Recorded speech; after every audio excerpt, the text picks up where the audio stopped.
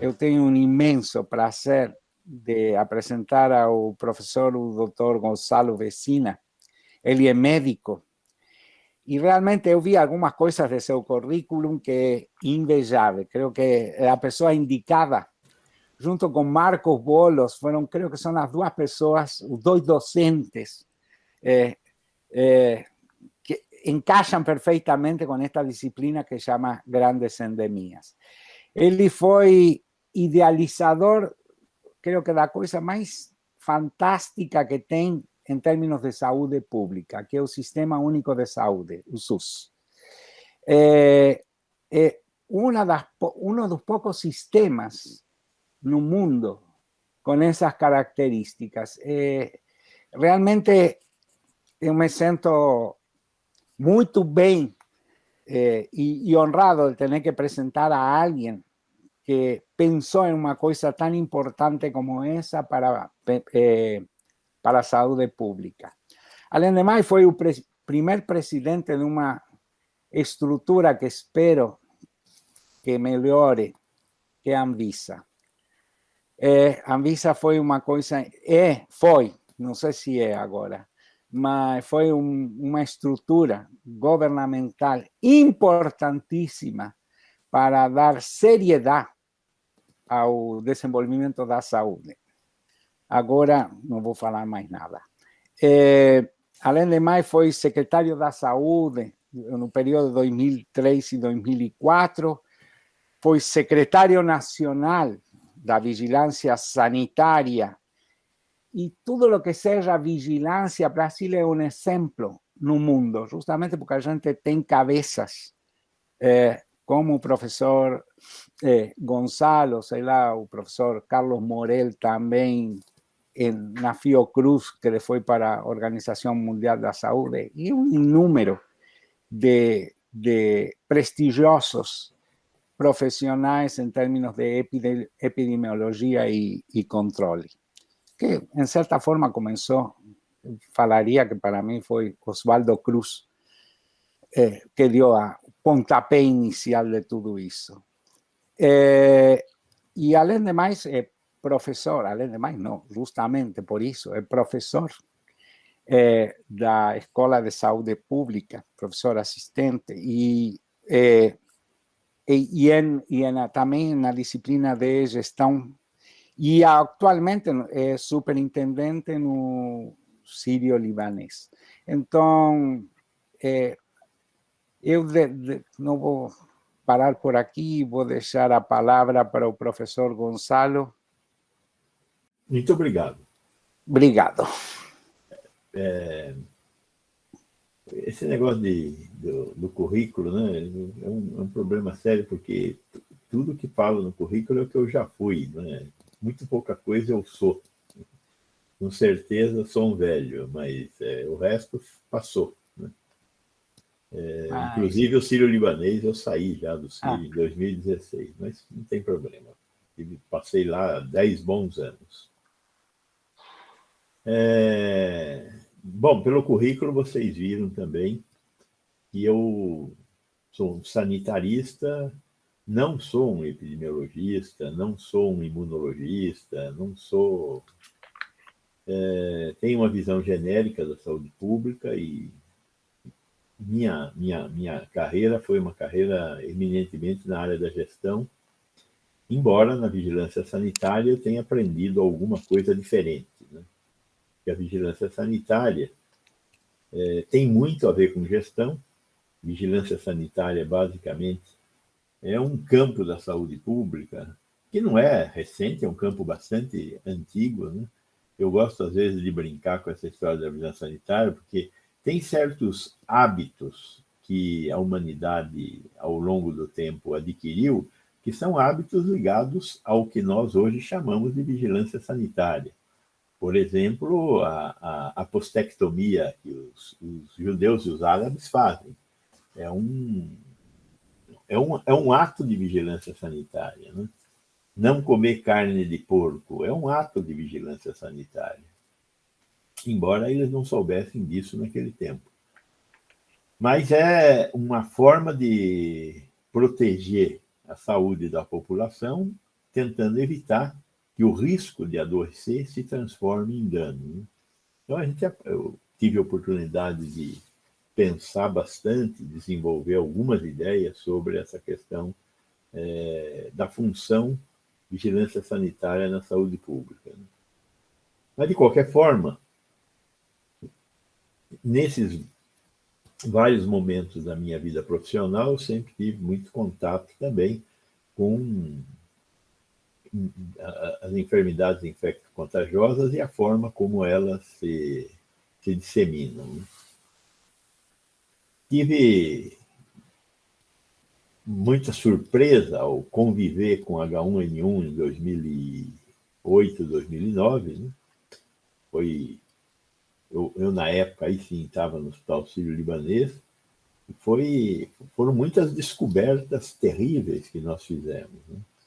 Nos últimos anos, nós nos aproximamos, nós reclimatizamos muito nossos hospitais. Os hospitais brasileiros, que durante muitos anos não tiveram muito aparato de ar-condicionado, tinham pé direito elevado, tinham janelas amplas, boa ventilação, mas durante a década de 80 e a década de 90 houve uma climatização intensiva dos hospitais, centros cirúrgicos, que também não tinham, aí, pré-anos 80, os centros cirúrgicos não tinham ar-condicionado, boa parte deles não tinham ar-condicionado. Tudo isso foi sendo transformado. E, de repente, quando você pega uma pandemia, ou, no caso do H1N1, uma epidemia, mas era uma epidemia de uma doença respiratória. No caso do H1N1, nós tínhamos certeza que era uma epidemia respiratória. E aí, de repente, você vai ver como é que você faz para separar as pessoas que estão infectadas, ou provavelmente estão infectadas, e vieram buscar socorro, das que não estão infectadas e estão no hospital por alguma outra razão. Tá, vamos separar a porta de entrada por aqui, porta de entrada por ali. Só tem um problema. Todas as pessoas que entram para atendimento, elas estão convivendo num espaço que, do ponto de vista do ar-condicionado, é um espaço único, porque o ar-condicionado mistura tudo. Você suga o ar-condicionado suga o ar dos ambientes e mistura esse ar. Não existe... Existe uma filtragem, mas é uma filtragem grosseira, não filtra partículas muito pequenas. Então, o que você faz é garantir a circulação do vírus por todo o ambiente. Nós, quando estávamos fazendo montando o esquema de luta contra o H1N1, é que nós descobrimos que tinha uma sala no pronto-socorro do Hospital Sírio-Libanês preparada para atender tuberculose. Essa sala tinha filtro absoluto, essa sala tinha uma pressão negativa para impedir que o ar saísse da sala.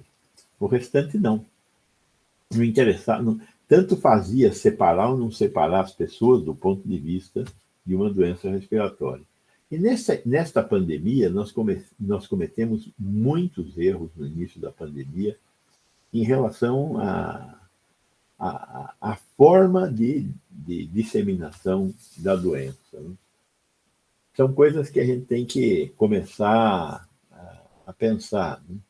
Começar a pensar, eu acho que agora já não se trata mais de começar, se trata de tomar decisões em relação a pensar que no futuro vamos ter novas pandemias, né? Quer dizer, como é que essa pandemia aconteceu? Ela aconteceu por causa da nossa capacidade de destruir o meio ambiente e de criar pressões ecológicas, né? Existem pressões ecológicas que vieram para o bem, existem pressões ecológicas que fizeram o que esta pressão ecológica está fazendo. Os chineses, uma população de 1,4 bilhão de habitantes, com um processo de urbanização acelerado, eles fizeram uma pressão sobre a população, entre outros bichos, de morcego.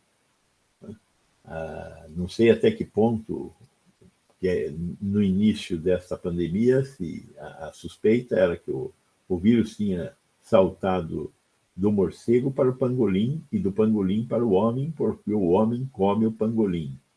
O pangolim é considerado uma carne muito apetitosa na China. Na China eles comem qualquer coisa que se movimente, né? Não tem nada que eles não comam. A busca por proteína numa população de 1.400.000.000 de habitantes é terrível, né? Eles mesmos brincam que a única coisa que eles não comem que tem perna é mesa, porque é dura, né? Mas de resto comem tudo. Eu visitei mercados de comida em Xangai, é uma coisa impressionante. O espaço de 15, 20 metros quadrados, a quantidade, a variedade de animais que existe num espaço de 20 metros quadrados. Que tipo de animais? Todo tipo de animais, né? Escorpião, cobra, lagarto, aranha, centopeia, bicho da seda, cachorro, macaco, gato, pangolim, sapo, tudo, cobra, tudo, num espaço muito pequeno, e você escolhe o bicho que você quer e o cara limpa o bicho naquela hora ali. Hoje, essa situação está recebendo um olhar mais cuidadoso do Estado. Eu estive na China em 2008. Isso ainda existia numa cidade como Xangai, uma cidade moderna, 30 milhões de habitantes, a região de Xangai. Mas o mercado municipal de Xangai é muito semelhante aos mercados municipais que nós temos aqui no Norte e Nordeste, né? Um pouco parecido com o mercado municipal de São Paulo, o mercado municipal é mais controlado um pouco. Mas, numa cidade como aquela, eu visitei outras cidades e também fui aos mercados, são muito semelhantes, né? É comércio de comida, né? Com pouca higiene, pouca condição de higiene. Hoje, os chineses estão preocupados com essa história e começaram a combater a forma de abate dos animais, né? O Brasil também, a coisa de 40 anos atrás, era muito comum você ter a comercialização de carne verde, chamada carne verde. O sujeito abate um boi praticamente na rua, de pendura num varal, e vai vendendo os pedaços de carne. Ao longo de alguns dias, o boi fica exposto, você chega e fala, eu quero aquilo, e leva o pedaço de carne. Ainda no Nordeste, nós temos comercialização de carne verde em condições muito semelhantes a essa, né? É proibido, hoje é proibido, né? O abate de qualquer tipo de animal fora dos abatedouros que têm grandes escalas, né? Abatedouros que abatem 1 milhão de frangos ao dia ou coisa parecida.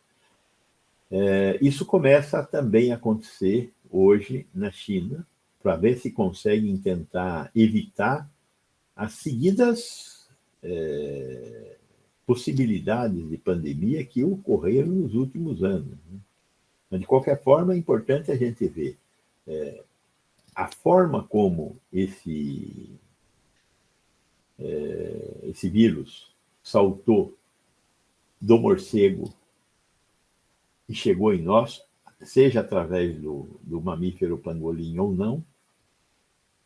A hipótese de ele ter se evadido de um laboratório de nível 4, em Wuhan tem um laboratório de nível 4, é uma hipótese.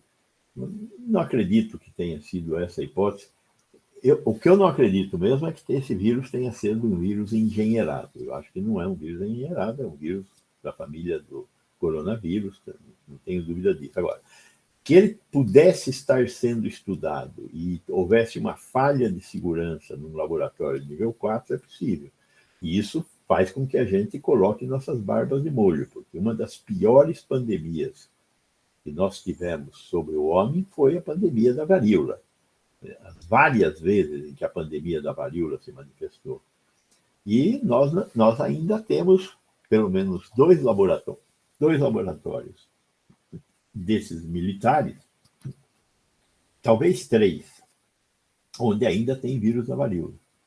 Nos Estados Unidos, na Rússia e talvez na Inglaterra. E por que eles têm o vírus guardado lá? Dizem que é para estudar para o bem da humanidade.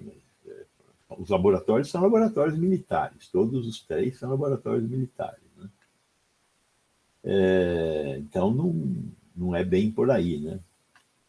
Mas, de qualquer forma,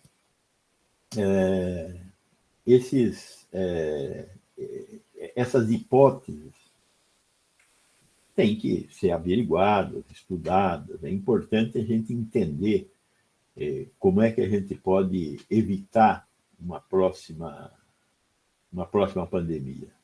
Mas os recados da natureza estão muito claros.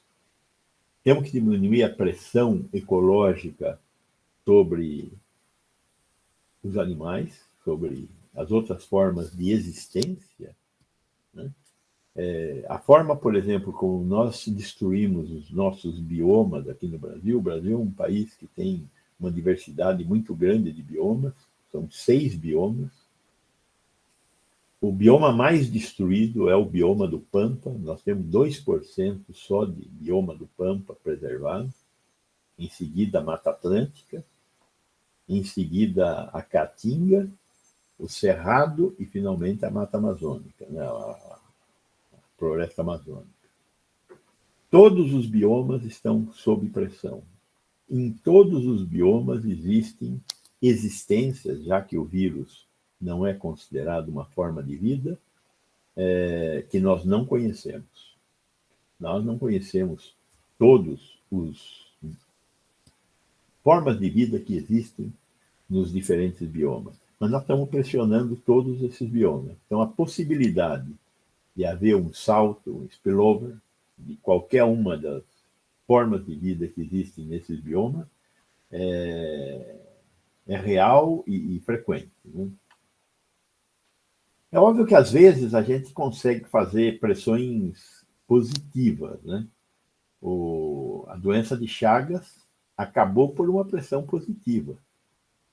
Como é que nós conseguimos nos livrar da doença de Chagas?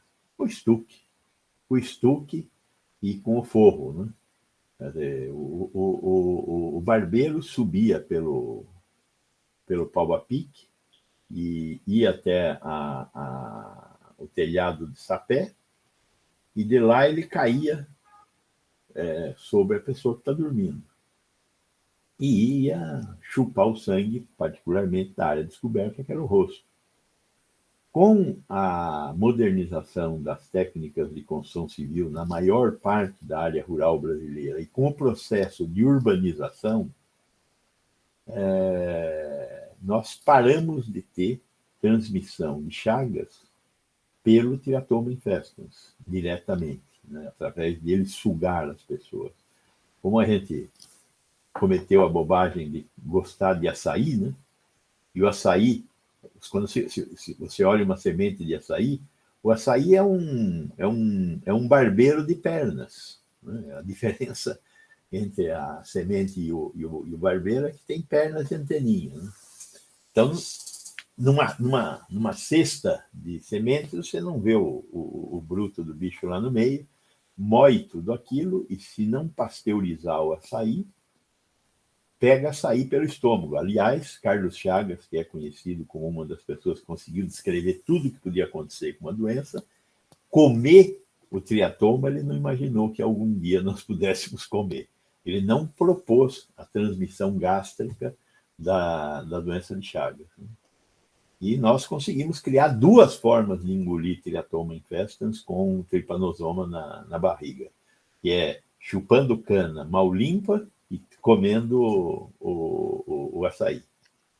Mas, de qualquer forma, nós realizamos uma pressão sobre o bicho, e hoje o bicho existe, né? O Teratoma infestans existe, o tripanosoma existe, mas em reservatórios não humanos. Né? Tatu, sei lá, que tipo de bicho aí, tem reservatórios, paqui, tem reservatórios naturais ainda, circulando no meio do mato.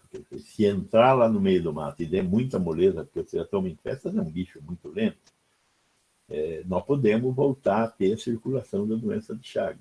Né? De qualquer forma, o que eu acho que tem que ficar claro para nós é como é que nós vamos administrar a pressão sobre o meio ambiente. Primeiro, a pressão oriunda das movimentações demográficas, como aqui aconteceu com a urbanização, e a produção de alimentos. Né? A produção de alimentos sob várias formas. Né? Primeiro, a invasão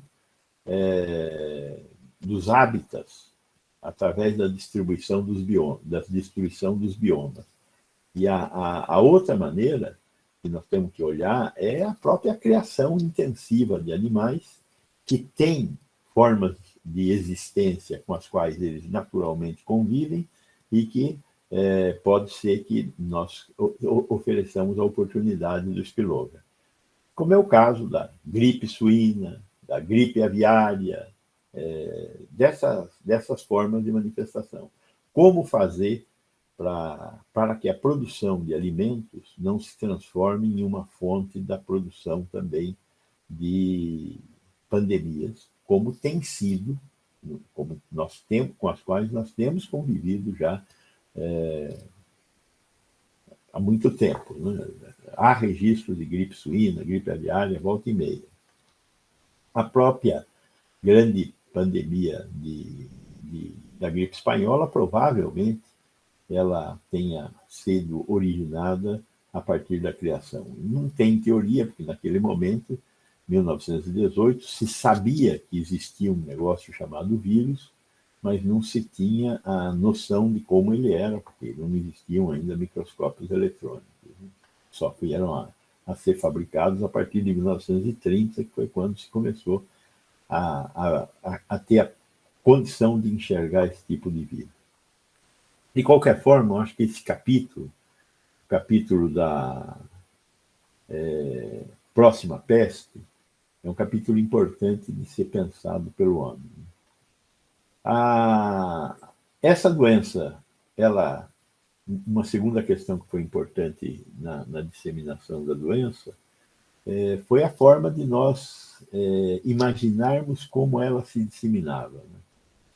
Num primeiro momento, nós cometemos o erro de achar que era uma doença predominantemente que se disseminava através de contato. E fizemos muita bobagem imaginando que ela fosse uma doença que se disseminava por contato. Esse negócio a higienização foi até um valor positivo que sobrou desse período, mas, de qualquer forma, nós exageramos muito. Né? Lavar comida, lavar fruta, limpar o pé, trocar, usar tapete de hipoclorito de sódio. Ou seja, foi um movimento muito exagerado. E aí, quem guardou um pouco dessas informações nos seus arquivos, né? Lembra dos vídeos de o sujeito andando pelo hospital e pondo a mão aqui, pondo a mão ali, pondo a mão acolá, e transmitindo o vírus em todo lugar. É óbvio que aquilo era muito pouco provável e hoje a gente sabe que aquilo não aconteceu. Né? O vírus não consegue ter uma existência tão longa no ambiente. Ele desseca, naturalmente ele desseca. Porém, naquele momento nós não tínhamos muita informação e tivemos um comportamento muito ruim. Né? Eu acho complicado, porque perdemos muito tempo e muito espaço para controlar a pandemia. E também o fato de que nós nunca tínhamos enfrentado de maneira correta uma pandemia ou mesmo uma epidemia de um vírus respiratório dessa forma, nós demoramos para descobrir a importância das máscaras. Hoje, as máscaras são bastante pacificadas enquanto um instrumento importante de controlar uma epidemia de um agente causal respiratório. Mas, num primeiro momento, eu lembro que até maio do ano passado, a recomendação era não usar máscara. Por que, pelo menos no Ocidente, né? No Oriente não era assim. Mas por que não usar máscara? Porque a noção que nós tínhamos de uso de máscara é que a máscara não serve para proteger o cirurgião. A máscara serve para proteger o campo cirúrgico. Então, se a máscara serve para proteger o campo cirúrgico, ela não protege o cirurgião, porque o cirurgião não tem que se proteger do paciente. Então, nós, num primeiro momento, não use máscara, porque você vai se sentir protegido e você não estará protegido. Por quê? Porque a máscara não filtra, a máscara cirúrgica em particular, não filtra vírus. Mas aí veio uma ideia que demorou para cair a ficha na nossa cabeça. E nós não queríamos que as pessoas se protegessem. Nós queríamos que as pessoas protegessem as outras pessoas. Porque a máscara é eficaz, dependendo do tipo de máscara, para impedir que as gotículas de água atravessem. Filtrar um vírus, ela não filtra, mas ela segura gotículas de água. E o vírus não anda sem estar dentro da gotícula de água, sem estar no aerosol. Essa foi uma informação que a gente demorou para construir e entender. E até hoje tem muita gente que ainda acha que máscara, enfim, não é aquelas coisas. Uma coisa também interessante é que, no caso do Brasil, a transição da máscara de pano para a máscara de tecido não tecido é uma transição que ocorreu por volta na virada dos anos 80 para os anos 90. Até o final dos anos 90, nós usávamos predominantemente as máscaras de pano. E eram máscaras de 3 camadas de brim. E eram laváveis e reesterilizáveis. A grande mudança se deu por causa do custo de lavar e reesterilizar. E aí se começou a utilizar as máscaras de tecido não tecido. E não sei dizer exatamente desde quando nós criamos e passamos a utilizar, particularmente em áreas onde você tinha que ter um maior controle da circulação de micro-organismos, as máscaras N95 APFF2, né, que filtram, inclusive, partículas virais. Isso deve ter acompanhado muito de perto as aventuras do transplante de medula e as formas de organização das unidades onde você realiza transplante de medula e faz a geração, né, do paciente que vai ao transplante de medula.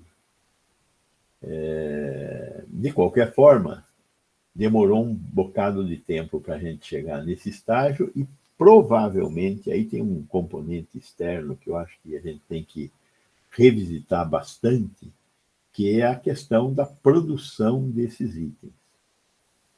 Nós tivemos, com o aumento da demanda mundial, como a produção desses EPIs acabou sendo centralizado na China e na Índia, por causa da mão de obra barata, por causa do custo ambiental da produção nesses países, o aumento da demanda para indústrias que estavam trabalhando com uma escala econômica muito próxima da saturação foi desastrosa, né? A capacidade produtiva do mundo dessas coisas era uma capacidade muito próxima do que estava acontecendo de consumo.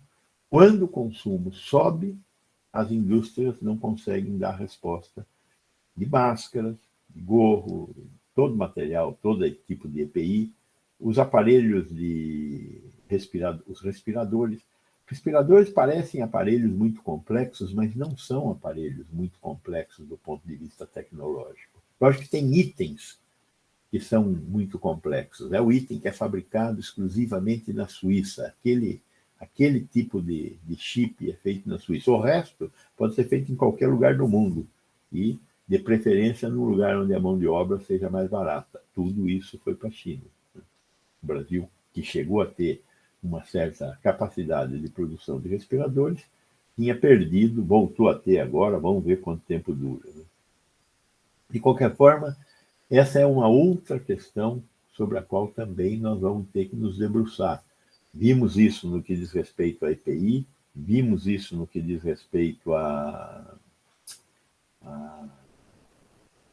respiradores, vimos isso no que diz respeito à produção de matéria-prima para a produção de medicamentos, o que hoje está sendo chamado de IFA, né, um insumo farmacêutico ativo. Porque nós tivemos um desabastecimento muito grande de relaxantes musculares e hipnóticos utilizados para fazer a intubação. Então, essa é uma questão que também tem que ser revista. Até que ponto um país com as características do Brasil quer ter uma parte da sua farmoquímica, ou seja, a produção dos IFAs, presentes no país, ou quer continuar dependente desses países, como a Índia e a China, né? Com as consequências já conhecidas. De repente, você sofre um processo de desabastecimento. Recentemente, nós tivemos um gravíssimo processo de desabastecimento mundial de penicilina benzatina, que é uma porcaria. Mas penicilina benzatina é a única, ou é a melhor forma de tratar a sífilis. E a falta de penicilina benzatínica fez com que nós tivéssemos um aumento importante do número de casos de crianças que nascem com sífilis congênita. Só que a sífilis congênita não é uma doença sem consequência.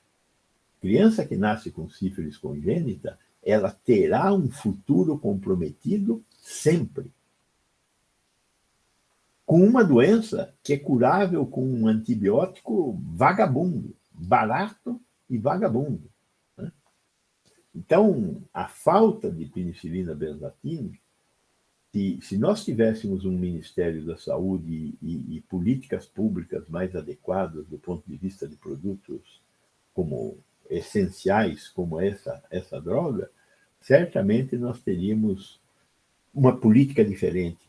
E não temos, porque nossos políticos não estão pensando nessas questões, particularmente depois de 2014, né? Depois da deposição da presidente Dilma Rousseff.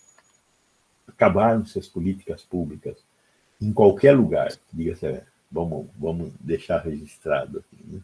A emenda constitucional 95, aprovada no governo Temer, matou a possibilidade do poder público andar junto com a cidadania. Né?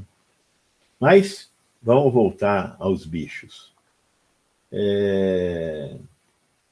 Então, eu queria colocar mais essa consideração sobre a questão do uso de máscaras, né? Que nós tardiamente passamos a usar máscaras, mas ainda agora as máscaras são um componente importante do controle. Uma coisa que nós perdemos completamente foi o timing da contenção da pandemia. E isto é uma lição que nós não podemos deixar passar para a próxima pandemia que virá aí. Nós não fechamos o país. É verdade que este país é um país muito grande e muito poroso. Nós temos 156 pontos de entrada no país. Portos, aeroportos e fronteiras secas. Oficiais, né? Porque não oficial, aí aqui pelo lago de Itaipu, cada gota d'água é uma porta de entrada para alguma coisa contrabandeada, enfim, dos países vizinhos. Mas, de qualquer forma, são 156 pontos de entrada que o Brasil tem.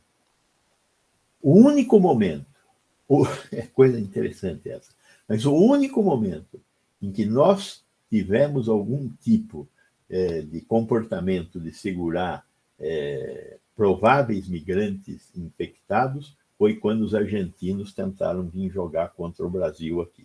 Foi o único momento.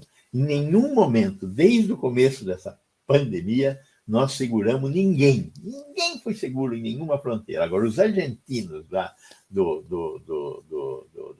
do Screte Nacional lá da Argentina, esses não puderam entrar no Brasil e não puderam jogar futebol lá no campo do Corinthians.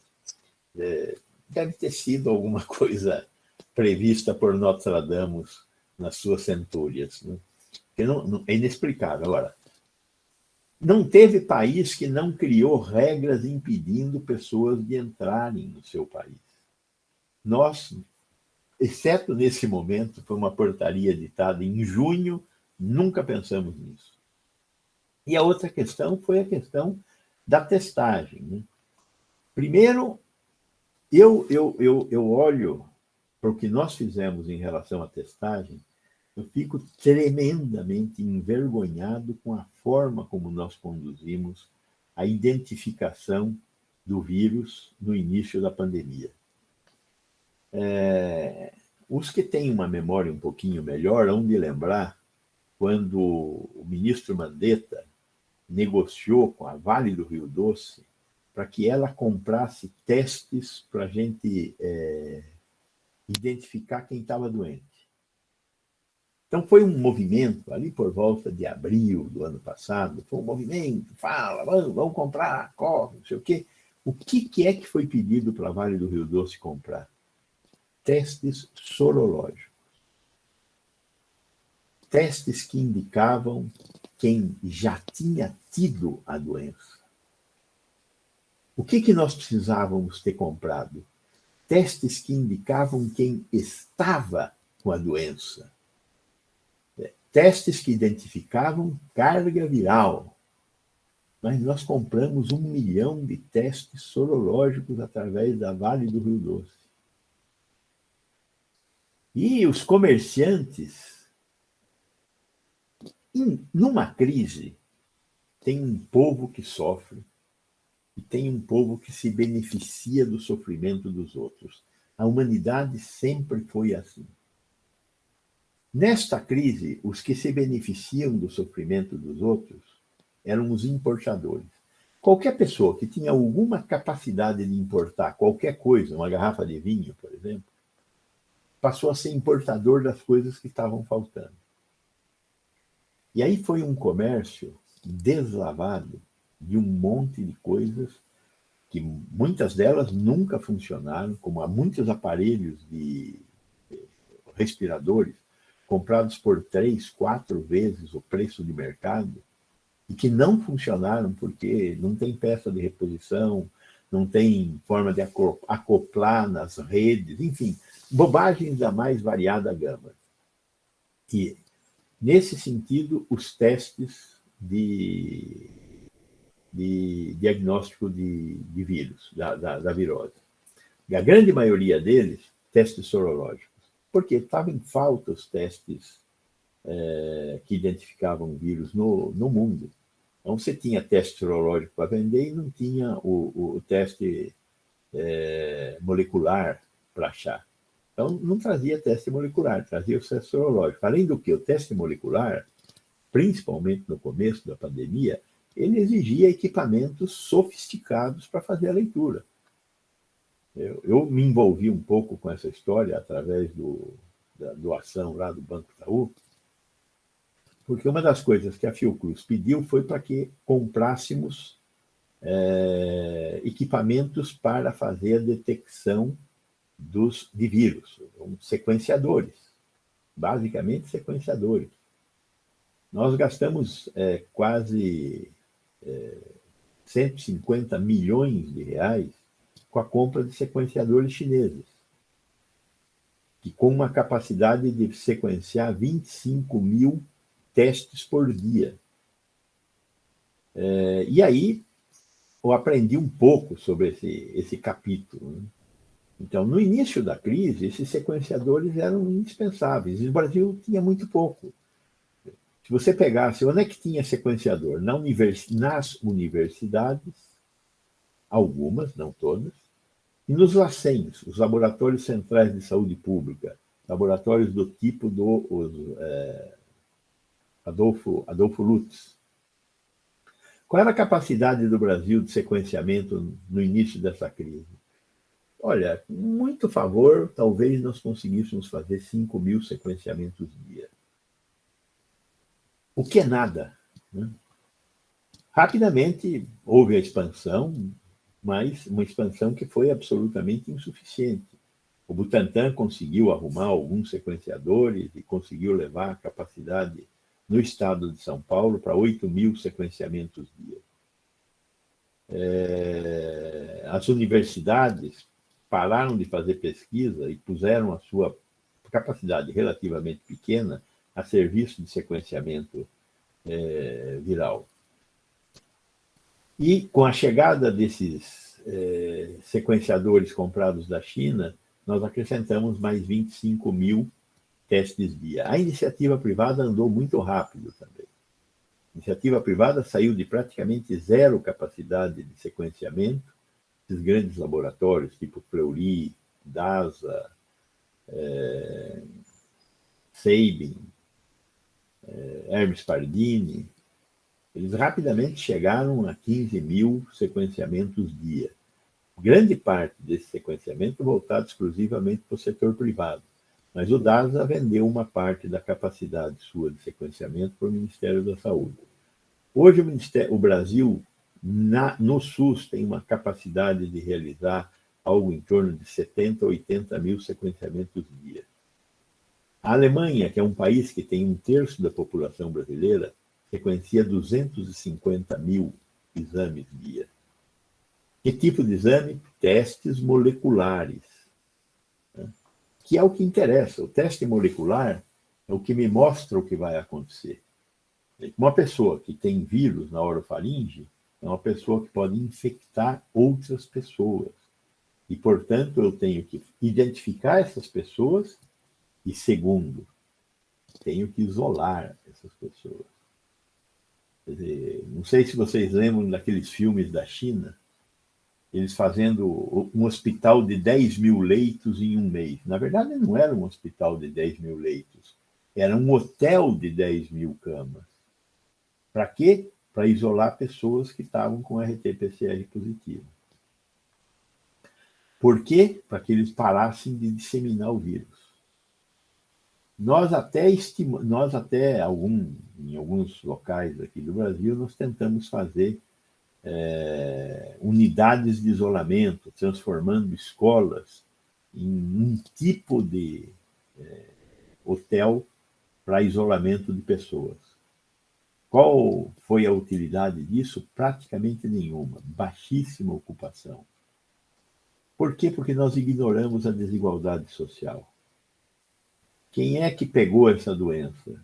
Quem mais foi infectado e quem mais morreu dessa doença foram as negras, seguida pelos negros, e aí sim, trabalhadores pobres brancos. Os negros e as negras estão nessa categoria exclusivamente porque a correlação com a pobreza é sempre muito alta. Então, não são os negros e as negras, são os pobres que são negros. Qual é a característica desse pessoal? Tem que sair todo dia na rua para buscar comida. Quem sai todo dia na rua para buscar comida encontra o vírus, adoece e morre. Agora, esse cara, ele é identificado por um serviço de saúde como tendo a doença.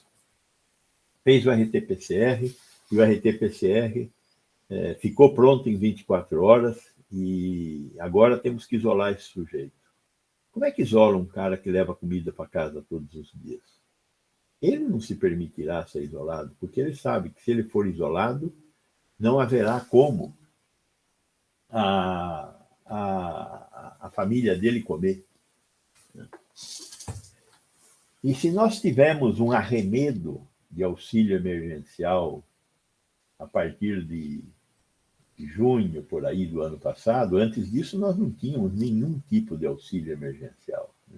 Eu lembro de ter participado de muitas discussões em que existia uma palavra que eu nunca tinha ouvido falar, né? Mas que os economistas andaram falando: helicopter money. Helicopter money é jogar dinheiro de helicóptero. Por quê? Porque é o único jeito de acabar com a desigualdade tão violenta que nós tínhamos, agravada por uma crise que paralisava a economia formal. A economia formal paralisada, as consequências para a economia informal são gigantescas, gigantescas. 40% da população brasileira vive da economia informal. Estas foram as pessoas que morreram e sofreram. Agora, como é que faz para essas pessoas, quando infectadas, não infectarem mais? Tem que isolá-las. Como é que se isola um sujeito que leva comida para casa todos os dias? Essa é uma questão que está muito mal pensada e resolvida num país tão desigual quanto o nosso. Por isso, quem morreu, principalmente, foram os pobres. Os negros, os pobres, 3 vezes mais frequentes a morte dos pobres do que a morte de pessoas da classe média e alta. O mesmo erro em relação ao tipo de composição societária das vítimas dessa crise sanitária, nós cometemos quando fomos discutir a vacinação. Primeiro nós demoramos para decidir a vacinar, né? Temos que lembrar que a Fundação Oswaldo Cruz é um órgão vinculado ao Ministério da Saúde, não é subordinado ao Ministério da Saúde. A Fundação Oswaldo Cruz foi atrás de vacina. Por quê? Porque ela quis. Não tem uma política pública por trás da vontade da Fundação Oswaldo Cruz. Ela foi atrás e encontrou a AstraZeneca. Encontrou não, porque provavelmente a Fundação Oswaldo Cruz já tem algum tipo de relacionamento com a Universidade de Oxford. O Butantan, não sei como é que encontrou a Coronavac na frente dele. Eu fui membro do conselho diretor da Fundação Butantan, então conheço um pouco mais por dentro como as coisas acontecem dentro do Butantan.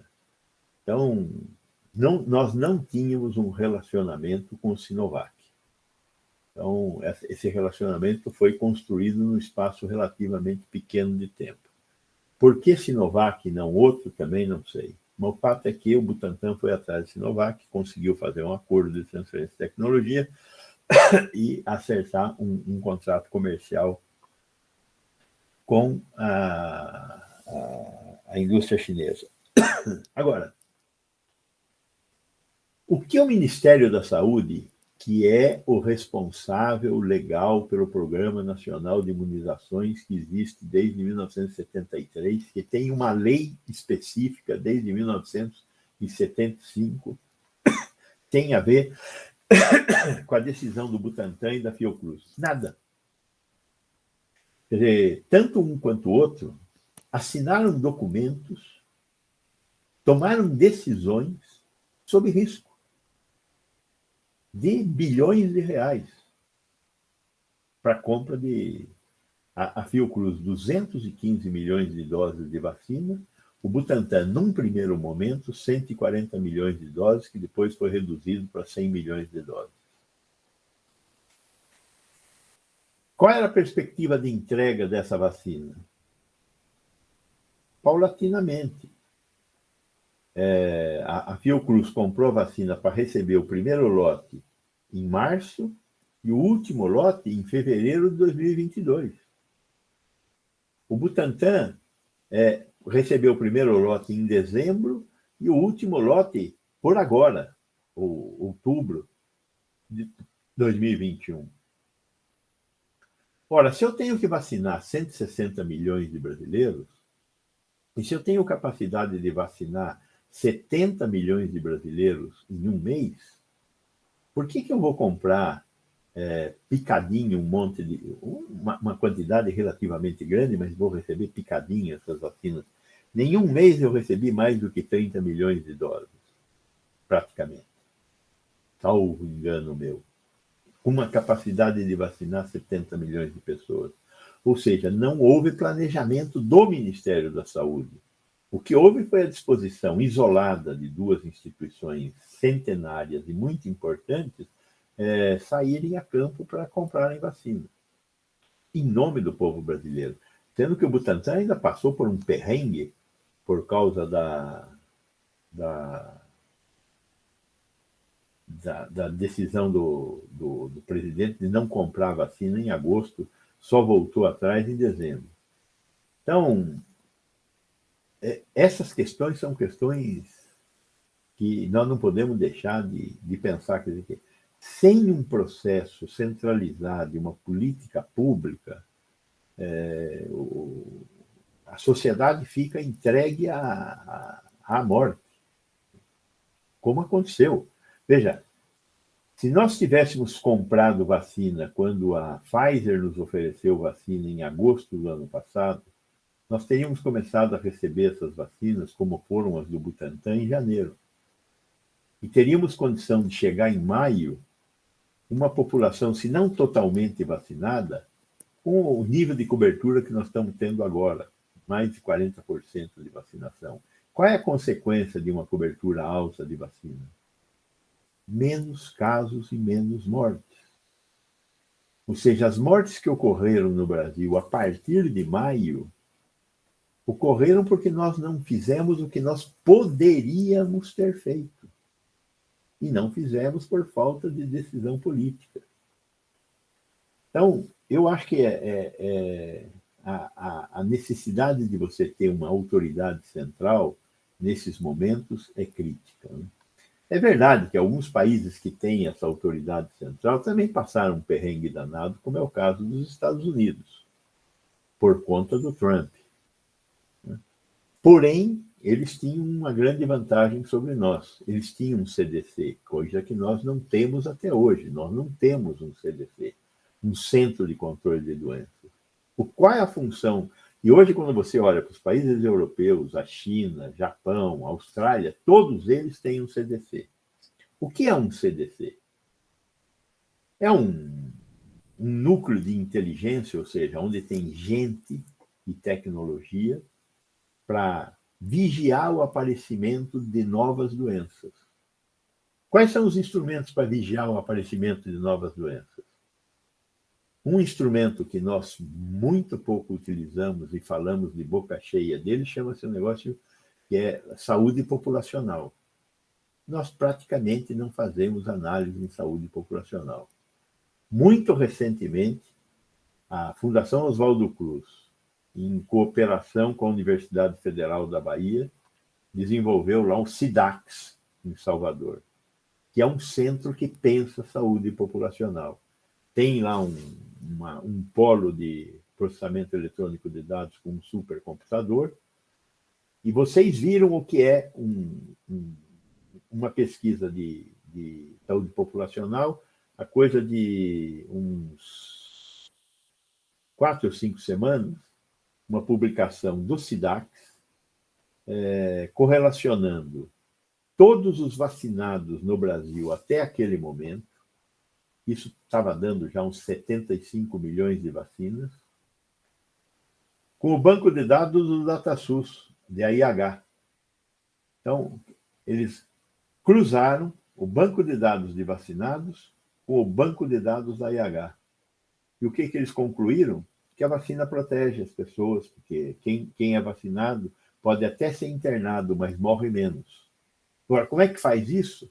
Cruzando 2 gigantescos bancos de dados. E no começo desta semana, uma outra publicação que foi publicada, estava em pré-print em alguma dessas revistas, não sei se é o Lance que o chama, em que o mesmo grupo do SIDAX fez uma corte de 4,5 milhões de pessoas que recebem a Bolsa Família. E uma corte de 1,5 milhão de pessoas que têm uma condição econômica semelhante e que não recebem. Como é que eles fizeram essas 2 cortes? Pegando grandes bancos de dados da Previdência Social, da área de registro de trabalho, esse é o nome do banco de dados agora. Pegaram vários bancos de dados para conseguir criar essas 2 cortes e acompanhar essas 2 cortes por 4 anos. e conseguiram provar que a única maneira de reduzir, caiu a mortalidade infantil no grupo Bolsa Família em 17%. Nós temos uma prova evidente de que uma política pública que distribui dinheiro diminui a mortalidade de crianças. Ou seja, a partir de agora, já sabíamos disso, porque o próprio SIDAC já tinha feito uma pesquisa com um número, uma amostra muito menor, demonstrando a importância do Bolsa Família na mortalidade infantil. Mas agora nós temos uma corte grande, 4,5 milhões de pessoas. Quer dizer, não existe jeito de acabar com a desigualdade social sem ser distribuindo renda. E os genocidas deste governo acham que quem recebe renda é vagabundo. Quem recebe renda é quem a sociedade tirou o direito de trabalhar, tirou o direito de existir, tirou o direito de ter acesso à educação, tirou o direito de ter acesso à saúde. É nesse pântano que a doença se movimenta, os determinantes sociais da doença. Então, esse é um instrumento número 1 de um CDC. O instrumento número 2 de um CDC é a capacidade de sequenciar e identificar o tipo de bicho que está circulando. Hoje, a genômica é a ferramenta mais importante da epidemiologia, ou é uma das ferramentas mais importantes da epidemiologia. Para isso, nós temos que saber operar, ter e saber operar esses sequenciadores. O país que mais sequencia no mundo é, sem sombra de dúvidas, a Inglaterra. Agora, ela faz isso com aquele perfeccionismo dos ingleses, montanhas de sequenciamento. Para sequenciamento viral, nós, desde o início dessa pandemia, temos registrado algo em torno de 3.000 sequenciamentos. A Inglaterra fez 250 mil sequenciamentos desde o início dessa crise. Talvez não tenha que fazer tanto quanto eles fizeram, mas nós temos que fazer, identificar que variante nós estamos tendo agora. Tem alguma variante nova circulando? A Mu, a Lambda chegaram aqui. O que eu tenho que fazer para fechar fronteiras? O que eu tenho que fazer para testar pessoas? O que eu tenho que fazer para isolar pessoas? Para diminuir o impacto da pandemia? Para diminuir o impacto da pandemia nos hospitais? Né? Essa foi uma outra coisa que nós aprendemos. Né? Nós não temos uma rede hospitalar com capacidade de dar as respostas na velocidade exigida para essa doença, particularmente no Norte e Nordeste. No Sul e Sudeste, sofremos também, fizemos escolhas de Sofia no Rio de Janeiro, mas foi menos violento do que foi em Manaus, Belém, Santarém, Altamira. Nessas cidades nós sofremos muito. Para não falar de Boa Vista, para não falar de São Gabriel da Cachoeira, onde não tinha UTI, não tinha leito de UTI instalado. Nem pensar oxigênio, faltava oxigênio. Todo oxigênio que chega em São Gabriel da Cachoeira chega em torpedos. Não tinha lá nenhuma usina, agora tem uma pequena usina em São Gabriel da Cachoeira, né, que foi doado, mas é incrível ver as disparidades regionais que nós temos do ponto de vista assistencial. O Brasil, no início dessa crise sanitária, tinha 7 leitos de UTI por 100 mil habitantes. O único país do mundo que não colapsou era a Alemanha, que tinha 35 leitos por 100 mil habitantes. A Itália, com 12 leitos por 100 mil habitantes, colapsou. O setor privado no Brasil, particularmente aqui no Sul-Sudeste, era muito bem equipado, 32 leitos por 100 mil habitantes, e por isso nós discutimos fila única. Não conseguimos fazer fila única, exceto em 2 estados, Espírito Santo, 3 estados, Espírito Santo, Tocantins e a cidade de Curitiba, não o estado do Paraná, cidade de Curitiba, constituíram um tipo de fila única. De resto, estados como São Paulo compraram leitos na iniciativa privada. O Ministério da Saúde pagava 1.600 por paciente dia, o Estado de São Paulo comprou por 2.200 o paciente dia. E com isso diminuiu a possibilidade de ter que fazer escolhas de Sofia. Porém, são artigos, são coisas que estão sendo, nesse momento, preparadas para publicação, a mortalidade nas UTIs brasileiras. Nós tivemos boa parte das UTIs, principalmente as UTIs mais pobres, as UTIs do SUS, com taxas de mortalidade de até 90%. Por quê? Incapacidade de trabalhar com doentes graves. Não saber o que fazer para pronar um paciente, não saber o que fazer para utilizar da maneira mais adequada os anti-inflamatórios hormonais, os corticosteroides, os agregantes, aí, os produtos utilizados para impedir a coagulação do sangue, que é um dos fenômenos muito frequentes quando você tem um processo inflamatório muito violento.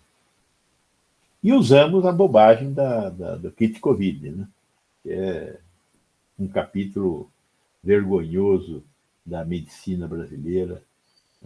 Imagine que ontem sai na Folha de São Paulo que o Hospital das Forças Armadas em Brasília, o hospital que é o mais importante do sistema de saúde das nossas forças militares, era obrigatório prescrever o kit Covid no pronto-socorro.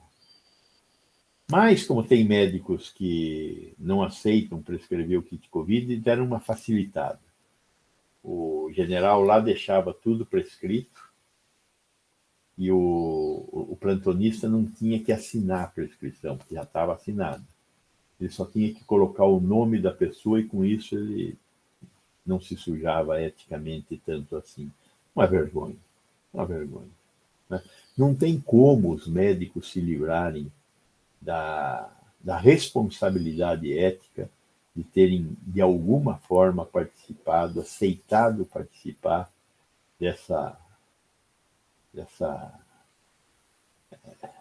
desse crime. Né? É um crime. Prescrever um produto que não é seguro e não produz efeitos esperados é crime. Né? Não existe autonomia de médico que responda à capacidade de você dar um remédio que não faz efeito. E é inseguro. Bom,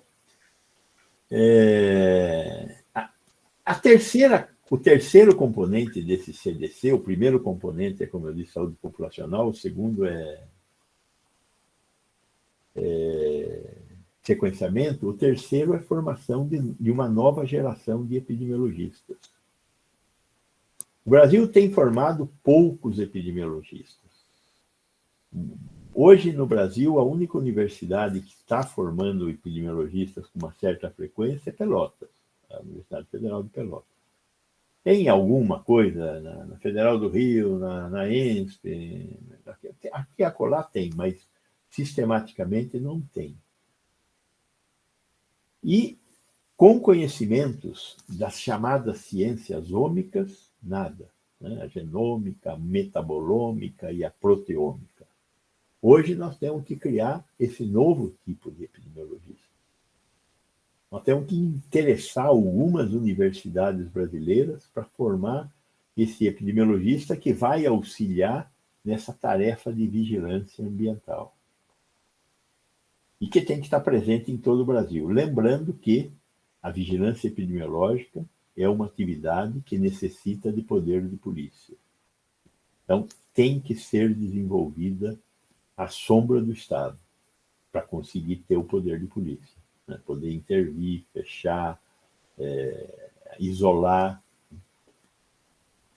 Então, a próxima pandemia vai depender desse conjunto de coisas, desse conjunto de percepções, desse conjunto de aprendizados e da existência de um sistema de saúde que consiga fazer diagnósticos para informar a vigilância epidemiológica e que tem algo errado acontecendo.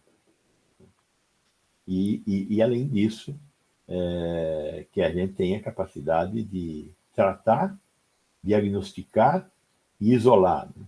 Professor Gonçalo, muito obrigado. Uma excelente aula, conversa. Muito obrigado, Alejandro, Carlos, Obrigado. Rita, todos vocês. Foi um prazer imenso estar aqui com vocês. Igualmente. Bom, estamos às ordens, tá bom? Obrigado. Muito obrigado. Boa tarde. Boa tarde. Tchau. Tchau.